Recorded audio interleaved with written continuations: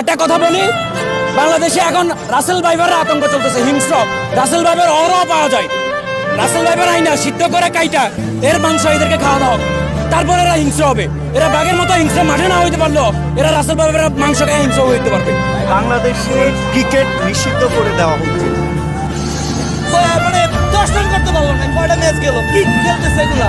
এই বাংলাদেশ দলের জার্সি থেকে টাইগার খুইলা খরগোশ বা কচ্ছপ লাগানো উচিত বলে আমি মনে করি। প্রত্যাশার যোগ্য নয়। যে জায়গায় 116 রান চেস করতে পারবে সেই জায়গায় টি-20 ফর্মেটে আসলে এটা ভালো কোনো লক্ষণ নয়। সেই চলে আজকে যে সেমিতে খেলবে এই ধরনের মন মানসিকতা নিয়ে এরা নামে নাই।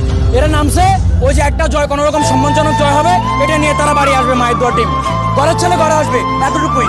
এরা যে আমাদের উপর দিয়ে কি যাচ্ছে, আমাদের ভিতরটা যে কি হচ্ছে, এরা এগুলো দেখবে না। আমাদের ব্যাটাররা বরাবরই ব্যর্থতার পরিচয় দিয়ে গেছে, এবং আমাদের যে বলতে হয় যে আমাদের এই যে অভিজ্ঞ ব্যাটসম্যান সাকিব আল হাসান, সে আজকে গোল্ডেন ডাক মারছে, তার দায়িত্ব নিয়ে খেলা দরকার ছিল। তানজিদ তামিম সে বরাবরই ব্যর্থ, আজকেও সে ব্যর্থ।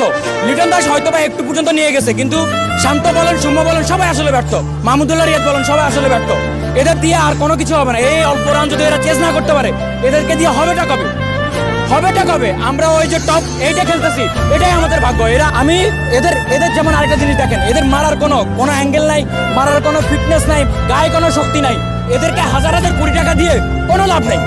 এদেরকে যাই দিচ্ছি সবই দিন শেষে আমাদের ফলাফল দিচ্ছে শূন্য। এদেরকে হাত পা ভাঙিয়া ওই যে এরা তো প্রতিবন্ধী, হাত পা ভাঙারও দরকার নেই, এরা প্রতিবন্ধী। এরা মানসিকভাবে আমাদেরকে প্রতিবন্ধ করে রাখছে, শারীরিকভাবে প্রতিবন্ধী এটা দেখতেছি। কোনো এদের ফিটনেস নেই, কিছু নেই। এদেরকে গাবতলী শাহ আলী মাজার ওখানে বসাই দেন সামনে, লক্ষ লক্ষ টাকা ইনকাম করতে পারে ভিক্ষা করে। সরকারের কাছে আমি একটাই দাবি করব, এই বাংলাদেশের আবেগ নিয়ে যারা 25 বছরেও এই বাঙালিদেরকে একটা শিরোপা দিতে পারে নাই, যেখানে বিশ্ব সেরা সাকিব আল হাসান, যেখানে বিশ্ব সেরা অনেক কিছু আমাদের এখানে আছে, যেখানে এত আমাদের ব্যক্তিগত অর্জন, এত কিছু আমরা আমাদের সাথে দিন শেষে আমাদের আবেগের সাথে ভালোবাসার সাথে এরা খুব প্রতারণা করতেছে। আমি সরকারের কাছে বলবো, আমি সবার কাছে বলবো যে বাংলাদেশি ক্রিকেট নিষিদ্ধ করা উচিত। আপনার কি মনে হয় তারা কি আসলে বিশ্বকাপ জেতার জন্য খেলতে চায়? তারা 100 বছরে পারবে না, তারা যে স্টাইলে খেলে তারা 100 বছরে পারবে না। এটা শুধু আমরা বাংলাদেশ ক্রিকেট শেষ পর্যায়ে মানে আমরা কবে যে কাপ রাখবো আশা করা ভুল। আমরা আমাদের হাড়ে ঋণ বসাইতে হবে। এখানে অনেক রিক্সাওয়ালা ভাইরা আছে, খেলার বুঝে না, তারাও বাংলাদেশ ক্রিকেটের নামটা নিয়ে জাগর দেয়, এবং ক্রিকেটারটা আমাদের আবেগের জায়গা। এই খেলোয়াড়রা যদি একটু বুঝতে পারতো যে আমাদের বাংলাদেশ ক্রিকেটটাকে রিপ্রেজেন্ট করে এবং ওই সেন্স দিয়ে যদি খেলতো, তাহলেই হয়তো।